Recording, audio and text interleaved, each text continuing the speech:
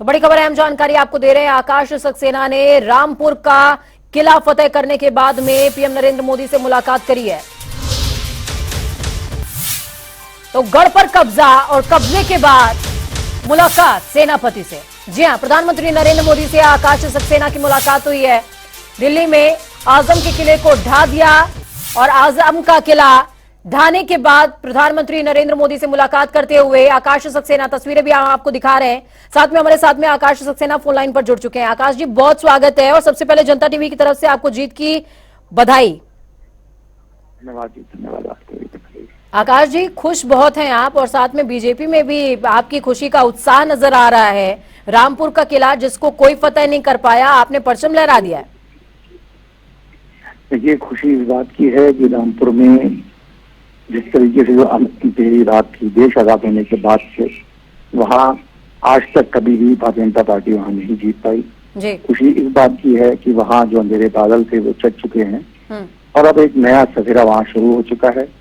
आज आदरणीय प्रधानमंत्री जी से जो मुलाकात में यही भी सबसे मैंने प्रमुखता से बात रखी कि रामपुर की जो रजा लाइब्रेरी है, जो एशिया की सेकंड बिगेस्ट लाइब्रेरी है, वो है जरूर, लेकिन उसको कभी दर्जा नहीं मिल पाता। तो प्रधानमंत्री जी ने इस बात पे बहुत जोर दिया है कि उसको जो वर्ल्ड फेम की ऐसी जो लाइब्रेरीज है उसको हम हिंदुस्तान में दुनिया के नक्शे पर रखेंगे। और इसके अलावा जो उद्योगों को लेकर काफी चर्चा हुई, मुझे पूर्ण विश्वास है कि अब रामपुर हमारा। आकाश जी, मेरा एक सवाल आपसे थोड़ा सा कंट्रोवर्शियल होगा, उसके बाद मैं क्षेत्र के विकास की तरफ भी आगे आऊंगी। देखिए, आप अपनी जीत से बहुत गौरवान्वित हैं, होना भी चाहिए, क्योंकि बहुत लंबे अरसे के बाद रामपुर के किले को आप लोगों ने ढाया और उस पर फतेह हासिल करी। लेकिन विपक्ष से खासा खुश नहीं है और विपक्ष का साफ तौर पर कहना कि जिस जुगाड़ से भारतीय जनता पार्टी ने हथियाया है वो सबको पता है। आज ही हम एसटी हसन जी का जो है बयान चला रहे थे, उनका इंटरव्यू चला रहे थे, वो कह रहे थे कि आपको पता नहीं है क्या कि रामपुर के अंदर क्या हुआ है। देखिए, जो कहावत है ना कि कुछ तो लोग कहेंगे, लोगों का काम है कहना। इनके पास इन सब चीजों के अलावा, आरोप लगाने के अलावा कुछ नहीं होता। और ये आरोप कोई आज के नए नहीं है। इनके ये आरोप हमेशा हर चुनाव में, चाहे रामपुर में आम चुनाव हो चाहे उपचुनाव हो, हमेशा हर चुनाव में यही आरोप लगते चले हैं। तो ये कोई बहुत नई बात नहीं है हम लोगों के लिए। हमारे यहाँ लगातार 4 या 5 अभी चुनाव निपटे हैं पिछले 3 सालों के अंदर। यही सारे जो इनके जो आरोप होते हैं सब स्क्रिप्टेड होते हैं, सारे प्लान्ड होते हैं। इन लोगों को तो ये भी नहीं पता कि कौन सा बयान कौन से मौके पर देना है। अभी अखिलेश जी रामपुर जब जनसभा में आए थे चुनावों में, 1 तारीख को रामपुर आते हैं और 1 तारीख को कहते हैं हमें वोट डालने नहीं दिए जा रहे, जबकि वो इनको ये स्टेटमेंट 5 तारीख को देना था, क्योंकि रामपुर में वोट 5 तारीख को डाले गए थे। तो इस बात से आप ये आकलन कर सकते हैं कि इनके यहाँ हर चीज स्क्रिप्टेड है और उन बेचारों को तो पता भी नहीं कि क्या कहना है क्या नहीं। वहां तो सब प्लान करके पेपर लगा दिए जाते हैं, जो पेपर ऊपर होता है वो बयान दे दिया जाता है। यानी कि आकाश जी, आप ये कह रहे हैं कि जो वीडियो सामने आए थे उस दौरान वो भी प्लान थे? देखिए, कोई वीडियो में अगर कोई सत्यता होती है तो उस पर वाकई लोग गौर करते हैं। बिल्कुल ठीक है। तो इसलिए ये सब बहुत छोटी चीजें हैं और ये मैंने आपसे कहा ना, ये नई नहीं है। हर चुनाव में इस तरीके की ये लोग चीजें सामने दिखाते हैं। लोकसभा में भी अभी लोकसभा का चुनाव हो चुका है 2 महीने पहले, कुछ ये नई कहानियां गढ़ी थी, आज नई कहानी गढ़ रहे हैं। लेकिन जनता सर्वोपरि होती है, जनता का फैसला सर्वोपरि होता है, वो अपना। ठीक है आकाश जी, जनता सर्वोपरि होती है। अब मैंने आपसे बोला था कि मैं आपसे कुछ कंट्रोवर्शियल सवाल पूछूंगी, उसके बाद जो है मेरा सीधा क्षेत्र के विकास की तरफ ध्यान होगा, क्योंकि देखिए जीत और पराजय के बाद जो विषय होता है वो होता है क्षेत्र के विकास का, सुदृढ़ीकरण का।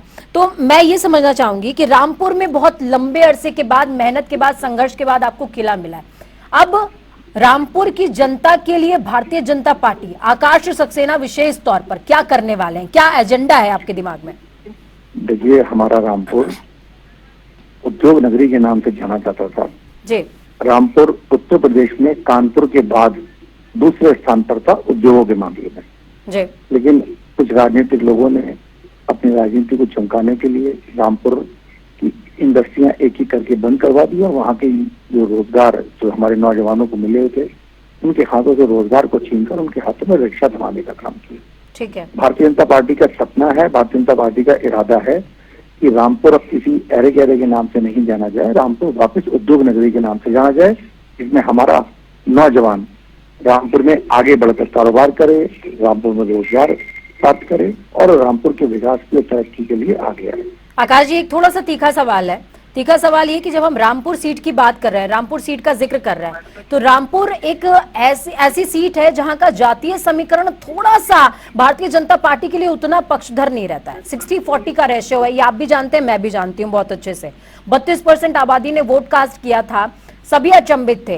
लेकिन अब आकाश सक्सेना जो कि रामपुर से प्रतिनिधि हैं, वो अपने क्षेत्र की जनता, उस 60% आबादी जिसमें मुस्लिम बाहुल्यता है, मैं इस बात को रिपीट कर रही हूं, मुस्लिम बाहुल्यता है, उस क्षेत्र को क्या आश्वासन दे रहे हैं अपनी तरफ से? देखिए, आपने जो सवाल किया है, अब मैं आपको छोटा सा आपको मैं जवाब दे देता हूँ। शायद जब आप लोग, शायद हम या आप जब पैदा भी नहीं हुए थे, बिल्कुल, हमारे पिताजी रामपुर से लगातार 5 बार विधायक रहे हैं, स्वाटांडा विधानसभा से जी। रामपुर में तो कुछ भी जनसंख्या नहीं है। आप स्वाटांडा में तो 25% वहां पर हिंदू पॉपुलेशन है और 75% मुसलमान है, और वहां से लगातार 5 बार जीतना क्या कोई छोटी मोटी बात है? हम लोगों को पता है कि किस तरीके से चीजों को किया जाता है, कैसे काम किया जाता है, तो हमारे लिए बहुत बड़ी कोई नई बात नहीं है। ये आश्वासन क्या दे रहे हैं आकाश? इसको इस बात से आप जो कह रहे हैं कि ये इतनी बड़ी बात है, ये ऐसा नहीं है।